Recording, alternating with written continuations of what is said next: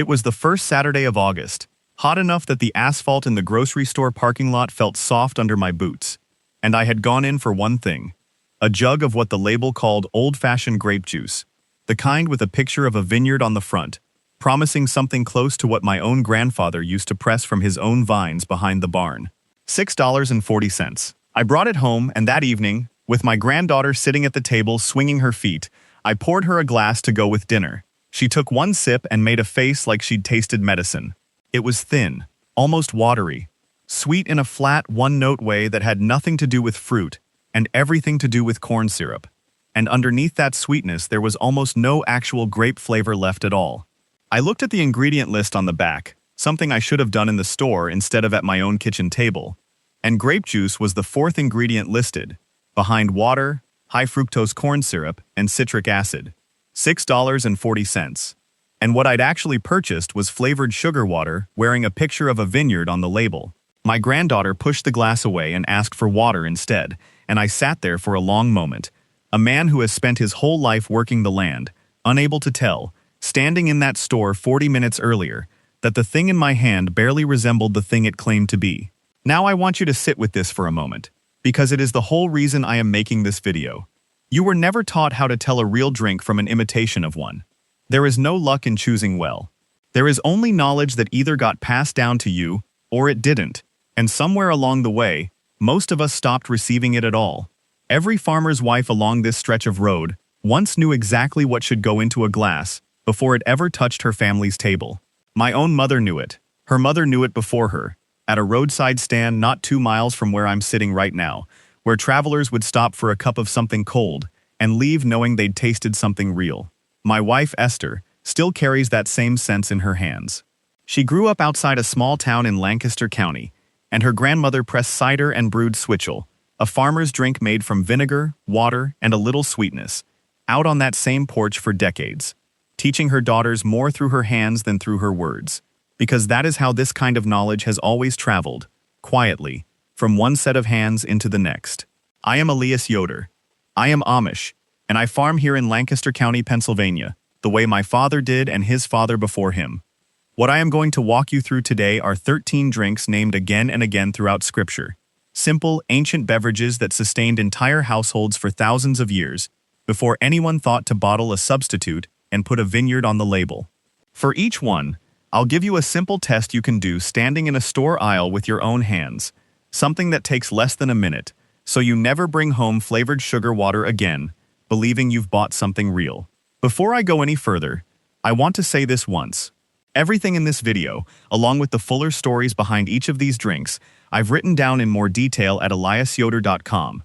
There was simply too much to fit into a single video without rushing past parts that deserved more time. I won't mention it again, so if you'd like it, you know where to find it. Now, let's get into the drinks themselves.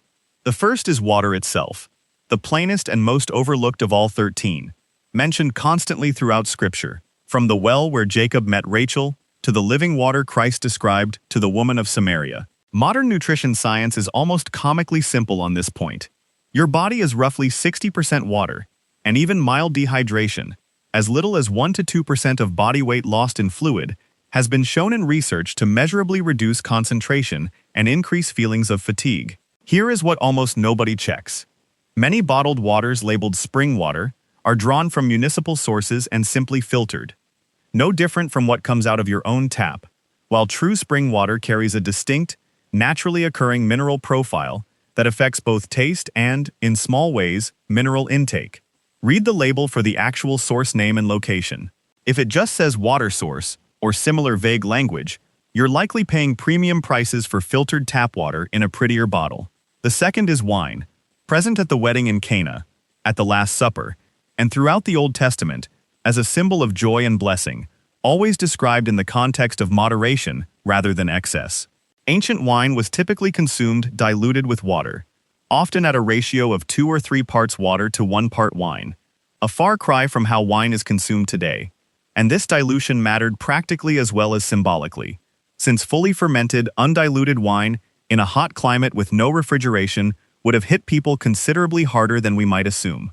Modern research on wine, particularly red wine, has focused on resveratrol, and other polyphenols found in grape skins, compounds studied for their antioxidant properties.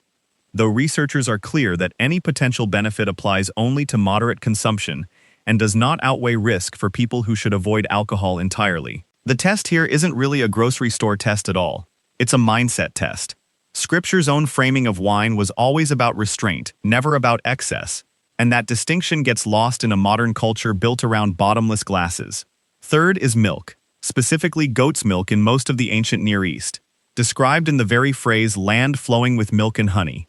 Goat's milk has naturally smaller fat globules than cow's milk, which some research suggests may make it somewhat easier to digest for certain people, along with a slightly different protein structure that some individuals with mild cow's milk sensitivity tolerate better, though this varies considerably from person to person and isn't a substitute for medical guidance for anyone with a diagnosed dairy allergy. At the store, check for a processing date rather than just an expiration date, and give the carton a gentle shake.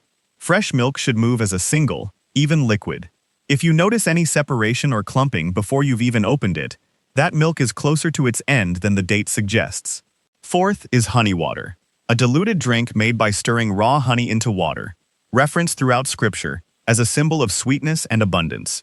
Honey contains small amounts of antioxidant compounds, and unlike refined sugar, raw honey retains trace enzymes and pollen that heavily processed sweeteners lose entirely during manufacturing. Here's what casual shoppers miss. Turn the jar over before buying. Raw honey moves slowly and reluctantly. If it pours quickly, thin like syrup, it has likely been heated and filtered heavily, stripping out much of what made raw honey worth choosing over plain sugar in the first place. Fifth is pomegranate juice, the fruit stitched into the hem of the priestly robe in the book of Exodus. The seeds carry punicolagens, a class of antioxidant compounds studied for their potential role in supporting healthy blood vessel function. This is where what casual shoppers miss really matters. Check the ingredient list for the words from concentrate, and compare it against a bottle labeled single strength or not from concentrate. Many pomegranate juices are diluted, sweetened, and blended with cheaper apple or grape juice to cut cost, leaving only a small fraction of actual pomegranate in the bottle, despite what the label's picture suggests. Sixth is grape juice itself, the very drink that disappointed my granddaughter that Saturday evening. Referenced throughout the New Testament as new wine, the unfermented juice pressed fresh from the vine. Concord grapes and other dark varieties carry resveratrol and anthocyanins, plant compounds studied for antioxidant activity, but only if the juice actually contains a meaningful concentration of grapes, rather than being stretched with water and corn syrup. The walkaway moment here is simple. If grape juice isn't the first ingredient listed, put it back, no matter what the label's artwork promises you. Seventh is barley water, made by simmering barley in water and straining the liquid, a drink with roots stretching back to some of the very first cultivated grains mentioned in Scripture. Barley contains beta-glucan, a soluble fiber that research has connected to improved digestive regularity and more stable post-meal blood sugar response. Buy whole barley rather than the heavily processed pearled version whenever you can, since pearling strips away much of the outer layer where that beta-glucan actually concentrates. Eighth is a fig-based drink, made by soaking or simmering dried figs and straining the liquid, tied to the fig trees mentioned throughout both testaments. Figs carry natural sugars alongside potassium and a modest amount of calcium, and this drink was historically valued as a gentle way to support digestion, since figs contain natural compounds that have a mild, well-documented laxative effect. Look for figs that are matte rather than glossy when buying dried figs for this, since a shiny, sticky-looking coating on dried fruit is often added sugar syrup rather than the fruit's own natural sugars rising to the surface. Ninth is date syrup water, made by dissolving date syrup, sometimes called sealan, into water, a drink tied to the dates that fed travelers across the desert regions, described throughout Scripture as one of the 7 blessed foods of the Promised Land. Dates carry phenolic antioxidants, along with copper, a mineral your body uses to produce enzymes involved in collagen and connective tissue maintenance. Check the ingredient label for pure date syrup with nothing else added, since many bottled versions are cut with cane sugar or corn syrup to stretch the product and lower cost. 10th is hyssop tea, made from the herb repeatedly mentioned in Scripture in the context of purification and healing, including its use during the original Passover. Hyssop contains compounds that have been studied for mild antimicrobial and expectorant properties, and it has a long history of traditional use as a soothing drink for the throat and chest, though modern research on it remains limited compared to better-studied herbs. Here's what casual shoppers miss entirely. Hyssop is frequently confused in stores with unrelated plants sold under similar folk names, so buy from a source that lists the specific botanical name, and be skeptical of any tea blend that lists hyssop last behind a long string of other ingredients. 11th is spiced wine. Wine warmed and infused with cinnamon, myrrh, or other aromatics, referenced in the offering of wine mixed with myrrh presented at the crucifixion. Cinnamon in particular has been studied for a modest effect on post-meal blood sugar response, likely through compounds that influence how cells respond to insulin. The principle carries over even in non-alcoholic form today. A small amount of true cinnamon stirred into warm water or diluted juice carries some of that same effect.